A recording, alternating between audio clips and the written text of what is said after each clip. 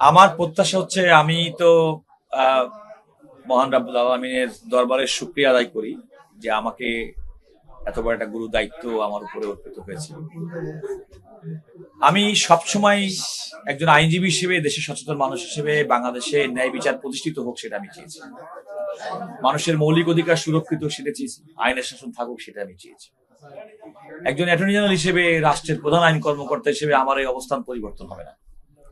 এবং আমি মনে করি যে রাষ্ট্রের দায়িত্ব হচ্ছে তার নাগরিকদের সুবিচার সুনিশ্চিত করা, এবং সেই রাষ্ট্রের পক্ষ থেকে যখন দায়িত্ব পালন করা হবে সেটাই আমার সর্বাগ্রে আমার লক্ষ্য এবং উদ্দেশ্য থাকবে, যেন মানুষের সেই প্রত্যাশাটা পূরণ হয়, মানুষের ন্যায় বিচার প্রাপ্তির যে অধিকার সেটা যেন সুনিশ্চিত করা হয়।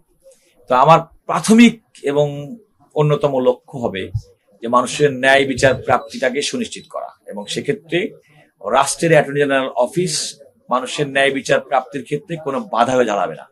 রাষ্ট্রের পৃথক সচিবালয়ের বিষয়টা কিন্তু সম্পূর্ণভাবে অ্যাটর্নি জেনারেলের কোনো কাজ না, এটা রাষ্ট্রের পলিসি সিদ্ধান্ত, এবং রাষ্ট্র সেই পলিসি সিদ্ধান্ত আপনারা যেমন রাষ্ট্র নিতেও পারে, রাষ্ট্র তো সময়ের পরিবর্তনে সেটা সংশোধন করতে পারে, একইভাবে করতে পারে। আমি আমার নিজের পেরিফেরির মধ্যে যতটুকু বুঝি কথা বলার প্রয়োজন সেটা হচ্ছে যে বুঝতে হবে যে আমার এখানে ভূমিকাটা কি হবে। আমার ভূমিকাটা হবে রাষ্ট্রকে অ্যাডভাইস করা, রাষ্ট্রের পক্ষে রাষ্ট্রের স্বার্থ সুরক্ষা করা আইনগতভাবে। এই অ্যাডভাইস করার ক্ষেত্রে রাষ্ট্রের জন্য মঙ্গলকর যা কিছু করা প্রয়োজন, আমার বুদ্ধিমত্তা, আমার দীর্ঘদিনের পেশাদারিত্ব এবং আমার গড়ে ওঠা, আমি সেভাবে আমার সততার সঙ্গে আমি সেই দায়িত্বটা পালন করব। সেক্ষেত্রে ভালো একটা অ্যাডভাইস হতে পারে। সেক্ষেত্রে আদালতে রাষ্ট্রের বিরুদ্ধে কোনো মামলা দায়ের হলে রাষ্ট্রকে প্রপারলি ইফেক্টিভলি ডিফেন্ড করার প্রয়োজন হতে পারে। আমি আমার পেরিফেরির মধ্যে, আমার দায়িত্বের মধ্যে যে কাজটি করার দরকার সেটুকু আমি করার চেষ্টা করব। দেখুন, প্রথম কথা হচ্ছে যে রাষ্ট্রের আইন কর্মকর্তা, প্রধান আইন কর্মকর্তা হিসেবে এটা একটা সাংবিধানিক পদ, এবং আমি মনে করি এটা অত্যন্ত একটা গুরু দায়িত্ব, এবং এই গুরু দায়িত্ব পালনের এমন একটা সময় আমাকে দায়িত্ব পালন করতে হচ্ছে যে সময় 5ই আগস্ট ছাত্র জনতার বিপ্লব পরবর্তী অবাধ, সুষ্ঠু এবং নিরপেক্ষ নির্বাচনের মাধ্যমে জনাব তারেক রহমানের নেতৃত্বে নতুন সরকারের পথ চলা শুরু হয়েছে, এবং তিনি তার ইতিমধ্যেকার স্বল্প সময়ের মাধ্যমে তিনি কিন্তু মানুষের মধ্যে এক ধরনের প্রত্যাশা তৈরি করেছেন। সুতরাং সেই প্রত্যাশার সঙ্গে মিল রেখে আমাদেরকে চলতে গেলে রাষ্ট্রকে সেভাবে রিপ্রেজেন্ট করতে হবে যেন কোনোভাবেই রাষ্ট্রের স্বার্থ কোনো কারণে বিঘ্নিত না হয়, রাষ্ট্রের কোনো হানি না হয়। এবং সেটা করার ক্ষেত্রে আমার দীর্ঘদিন ভাবে নিজেকে গড়ে তোলার যে সততার ভিত্তিতে, পরিণতার ভিত্তিতে গড়ে তুলেছি, সেটা সর্বোচ্চ প্রয়োগ হবে আমার অন্যতম লক্ষ্য এবং উদ্দেশ্য। এবং সেক্ষেত্রে আমি আপনারা যারা সংবাদকর্মী আছেন, আমি আপনাদের সহযোগিতা চাইব, কারণ অবাধ তথ্য প্রবাহের পাশাপাশি আমাদেরকে এটাও খেয়াল রাখতে হবে যেন অপতথ্য যেন কোনো কারণে আমাদের গ্রাস না করতে পারে। বিশেষ করে দেশের সর্বোচ্চ আদালতের প্রতি মানুষের যে আস্থা, এই আস্থা অনেকাংশে কমে যায়। আমাদের কার্যক্রমের মাধ্যমে এই আস্থা যেন ফিরে আসে, সেটিও আমাদের অন্যতম লক্ষ্য হবে, যেন মানুষ মনে করে যে না, অন্তত ন্যায় বিচার প্রাপ্তির যে জায়গা দেশের সর্বোচ্চ আদালত এবং আদালত, তার প্রতি মানুষের আস্থা ফিরিয়ে আনাটা অন্যতম কাজ হবে আমার। নিয়োগকারী কর্তৃপক্ষ হচ্ছে সরকার, রাষ্ট্র, এবং আপনারা নিশ্চয়ই জানেন যে সাংবিধানিকভাবে রাষ্ট্রপতি নিয়োগ দিয়ে থাকেন, অবশ্যই সেটা প্রধানমন্ত্রী, আইন মন্ত্রণালয়। তবে যে কথাটি আপনি ভিন্নতা যেমন বললেন, সেটার ক্ষেত্রে একটা আশাপ্রদ কথা হচ্ছে যে আমি অ্যাটর্নি জেনারেলের পূর্ববর্তী অ্যাটর্নি জেনারেল কিন্তু বর্তমানে আইনমন্ত্রী জনাব মোহাম্মদ আসাদুজ্জামান, যিনি 5ই আগস্টের অত্যন্ত চ্যালেঞ্জিং সময় দায়িত্ব পালন করেছেন, এবং তার যে অভিজ্ঞতা এবং তিনি যে যা দেখেছেন, তার কিন্তু অভিজ্ঞতাটা একেবারেই কি বলবো, মানে জল জল করছেন। সুতরাং আমার দায়িত্ব পালন করার ক্ষেত্রে তার অভিজ্ঞতা এবং তার কার্যক্রমের সঙ্গে আমার সহযোগিতা, আমার মনে হয় যে মানুষের যে প্রত্যাশা অ্যাটর্নি জেনারেল অফিস সম্পর্কে, সেই প্রত্যাশা পূরণের ক্ষেত্রে আমরা সামগ্রিকভাবে আমরা কাজ করতে সক্ষম হব। আমি বিচারপ্রার্থী মানুষের জন্য একটাই কথা বলবো যে আদালতের প্রতি আস্থা যেমন আপনাদের ফিরিয়ে আনার ক্ষেত্রে আপনাদের ভূমিকা পালন করতে হবে। আমি কিন্তু সুপ্রিম কোর্ট আইনজীবী সমিতির সম্পাদক নির্বাচিত হয়েছি পরপর 3বার। আমি সারা দেশের আইনজীবীদের দ্বারা নির্বাচিত বার কাউন্সিলের সদস্য।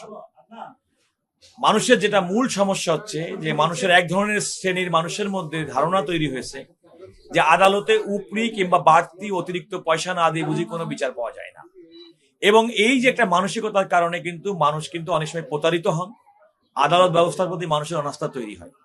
আমি আপনাদের মাধ্যমে সাধারণ বিচারপ্রার্থী মানুষদেরকে বলবো, আপনি শুধুমাত্র আপনার সংশ্লিষ্ট আইনজীবীকে তার প্রাপ্য ফিস দিবেন।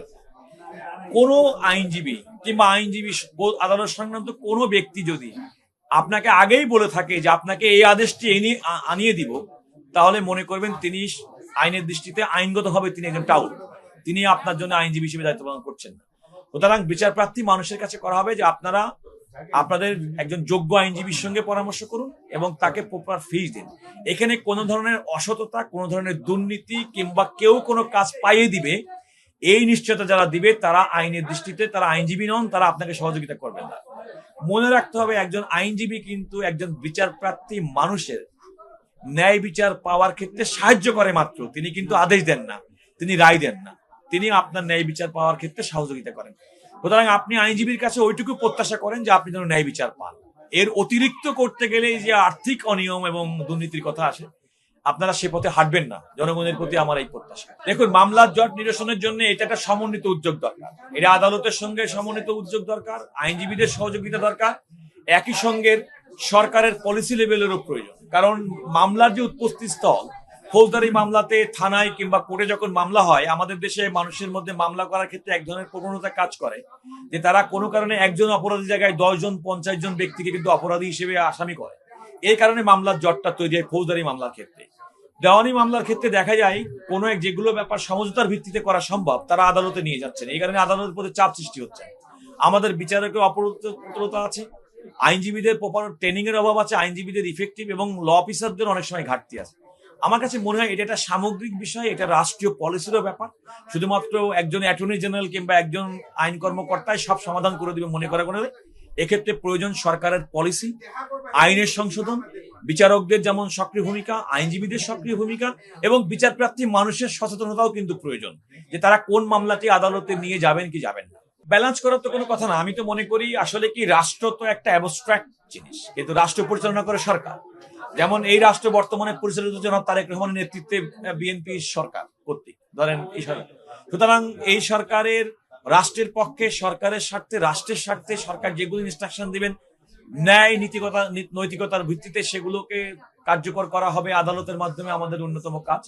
তবে বারবার আমি যে কথা বলি, আমার দায়িত্ব পালনকালে আমার দীর্ঘদিন ভাবে নিজেকে গড়ে তোলা সততা এবং ন্যায় নিষ্ঠার মাধ্যমে যেভাবে গড়ে তুলেছি, তার বিন্দুমাত্র ব্যর্থ হয় আমার পেশাগত দায়িত্ব পালনের ক্ষেত্রে কোন রকম বিচ্যুত আমি হব না। আমি সুযোগটা দেখছি এইভাবে যে নতুন সরকারের পথ চলা এবং সরকার যেভাবে মানুষের মধ্যে আশা এবং প্রত্যাশা জাগিয়ে তুলেছেন, তো আইন আদালতকেও তো মানুষ চাইবে যে সেক্ষেত্রে একই ধরনের আউটপুট আমরা দেই। তো আমাদের এন্ট্রি হবে একটা ভালো একটা আউটপুট দেওয়ার জন্য, এবং সেক্ষেত্রে আমি আপনাদের সংবাদকর্মীদের সহযোগিতা চাচ্ছি।